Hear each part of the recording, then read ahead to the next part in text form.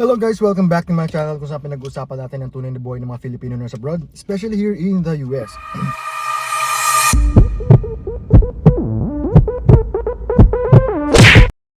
So ngayon guys, nandito ako ngayon sa Wawa. So sobrang lately na na-addict ako sa mga burrito nila. After duty, usually dito ako pumunta for my breakfast. Ito burrito and then protein shake. And then yun, para after pag-uwi ng bahay, tulog na lang. And then ngayon, meron akong espresso ngayon. So yeah, today guys, katatapos sila mag-workout, ito nag-breakfast na ako. And then later on, ayusin ko na yung gamit ko kasi uuwi ako at magbabakasyon sa Pilipinas. Yay! Yun guys, so samahan nyo ako and sana makagawa tayo ng mga content. Papasyal ko kayo guys kasi taga Palawan ako. And yun, papakita ko sa inyo ang beauty ng Palawan, especially dun sa city namin sa Puerto Princesa. So tingnan natin kasi it's been like 4 years na rin the last time I was there. Nung last time na nandun ako, nag-take ako ng NCLEX exam ko way back 2022. So yun, so we'll see kung ano pwede natin gawin doon. And yeah, samahan nyo ako guys. It's gonna be a long flight kasi ang dating ko doon is 17 pa ng April. So yeah. So layover sa LA and then Manila, may 7 hours, may 7 hours din akong layover. So medyo mahaba-habang biyahe to. So yun. Samahan niyo ako guys and yeah. Let's enjoy our 4 weeks vacation. So yun.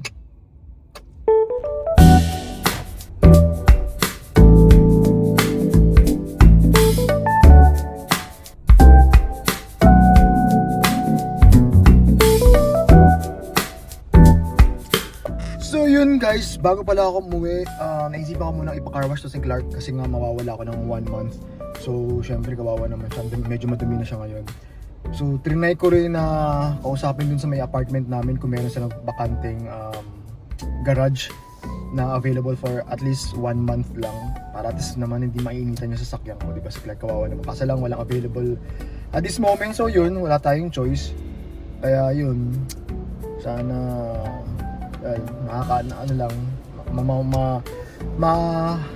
tawag dito, mabababad sa initan tong si Clark. So yun, anyhow, yun guys, pakarwash muna ako.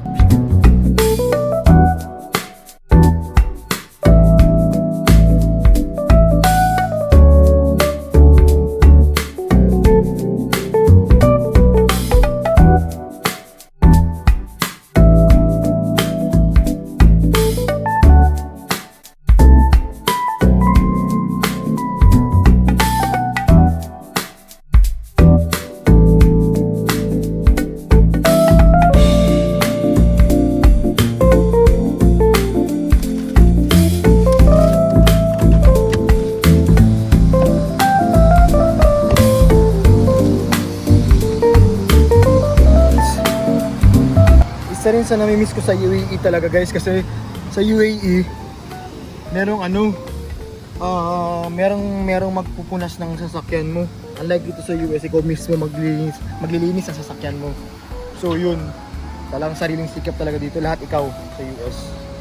So yun, dun sa UAE magtitip ka lang ng mga 5 to 10 dirhams, okay na, malinis yung sasakyan. Dito talaga kailangan mo linisin yung sarili ng sasakyan. So yun guys, tara, maglilinis muna ako guys. Lutak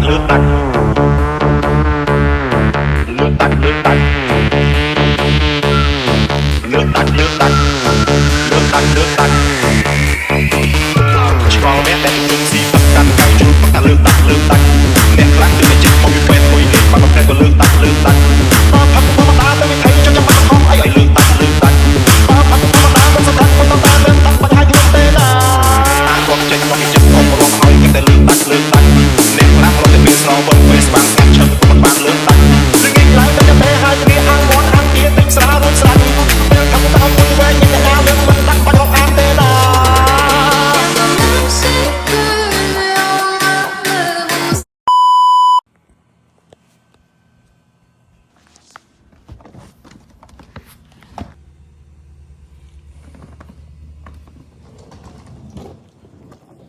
Yes, paalis na ako guys. Papunta na ako ng airport.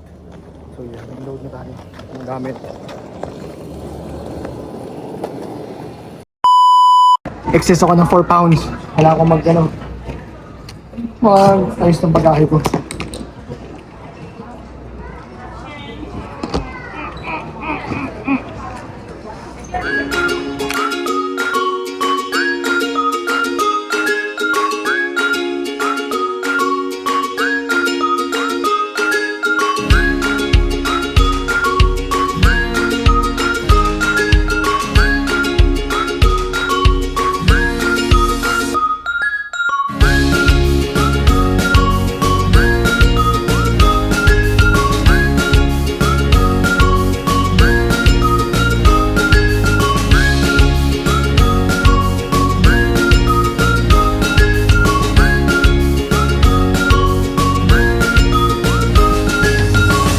Let's try.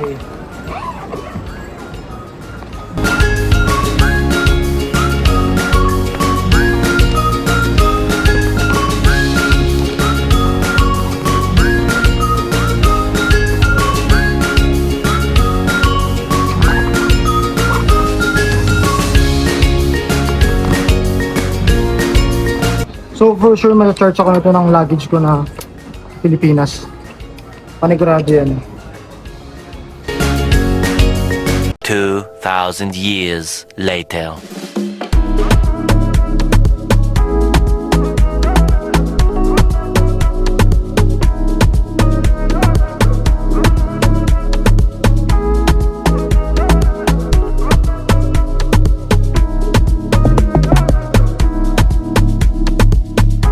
So, sabot na ako sa gate, guys. So yan. Hope for sure mag-charge ako sa Pilipinas ito ng luggage ko kasi lampas ng 7 kg. So yun. Siyempre umarte-arte pa ako kanina, hindi ko pala na-play, bad trip. So yun, tapos na ako, na-fix ko na yung mga gamit ko. Ayan. Wala ko pa to guys, nag-aaral pa ako, PCCM. So yun.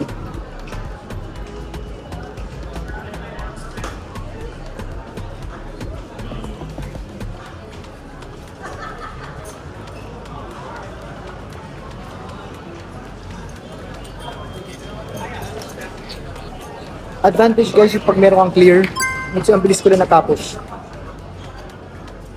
Yun. Kasi nung nasa Canada ako parang hindi ko siya na-appreciate, pero pag sa international na siguro, ano siya, okay siya. Yung problema ko lang nito pagdating ko sa Pilipinas, pag chinek yung luggage ko, 11 kg. So, good luck. So yun, tara.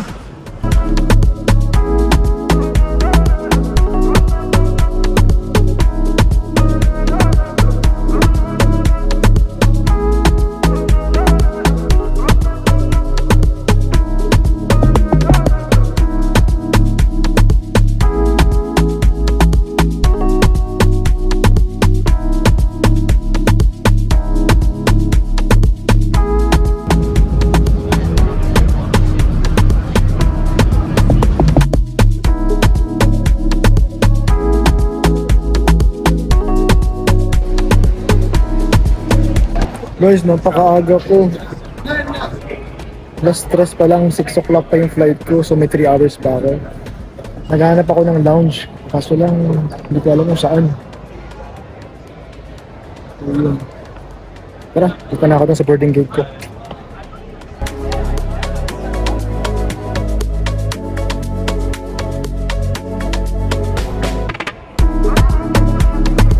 A few moments later.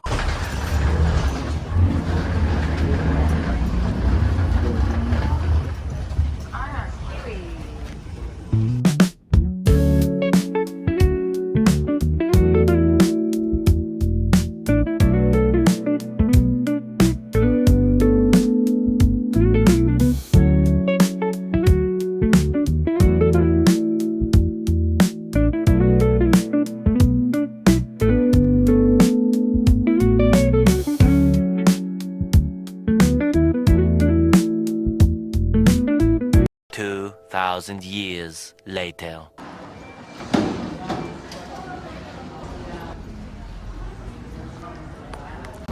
Touchdown Manila. Manila sa mga Guide guys, nakalimang movies ako. Ang papindal ng oras.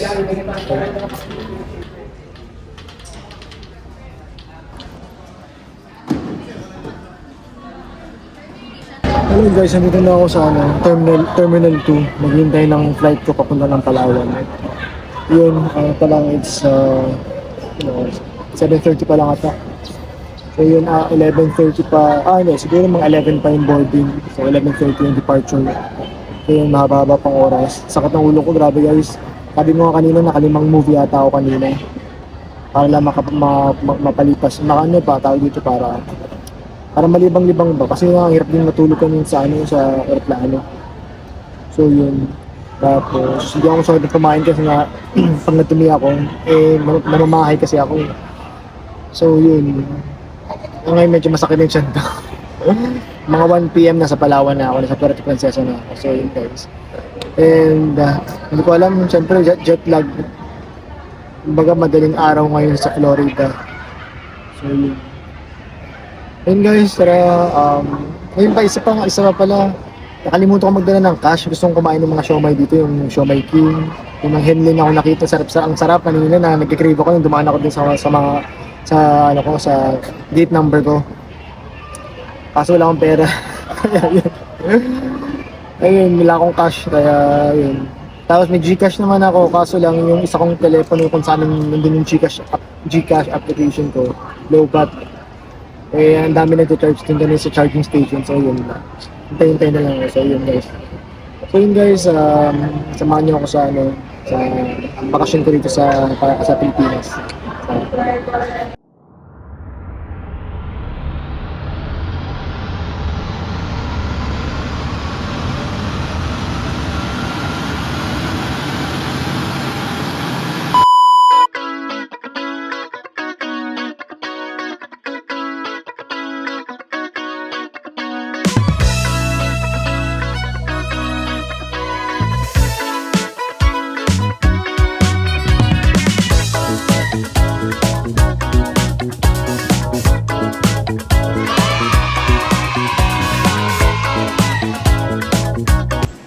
Touchdown, Puerto Princesa. Yes, finally, after almost 2 days of flight, I'm here.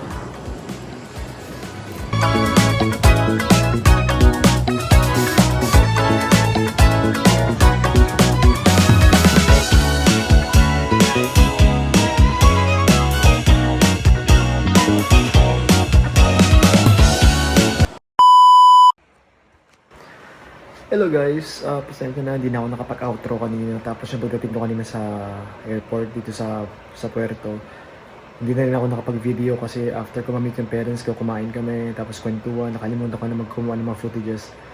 So yun, kaninang 8 PM nakatulog ako kasi sobrang pagod ko. Pero dahil sa sobrang ingin ng aso, akala ko madaling araw na. Yun pala, past 10 PM pa lang pala. So ito gising ako, anong oras na ngayon? Nasa mag-1 to 2 AM na ata. Kasi nga syempre hapon to sa Florida, di ba? So yung body clock ko hindi pa rin siya adjusted. So it will take some time. So yun, ang dami kong pinagkakain kanina mga kung ano-ano dito sa kitchen ng bahay ng parents ko. So yun. So yun lang guys, pasensya na kayo at walang kwento tong video na to. Pasensya na kayo, nasayang yung oras nyo. Wala na, pinakita ko lang yung pag-travel ko pauwi na Pilipinas. So yun, so nasa mga succeeding days, makakuha ko ng mga footages kasi plano ko pumunta ng Coron, tapos magbuburakay. So yun, tingnan natin kung ano mga pwedeng ganap doon, ano pwede nating may vlog. So yun. So yun guys, for more nursing adventures and interesting stories, follow for more.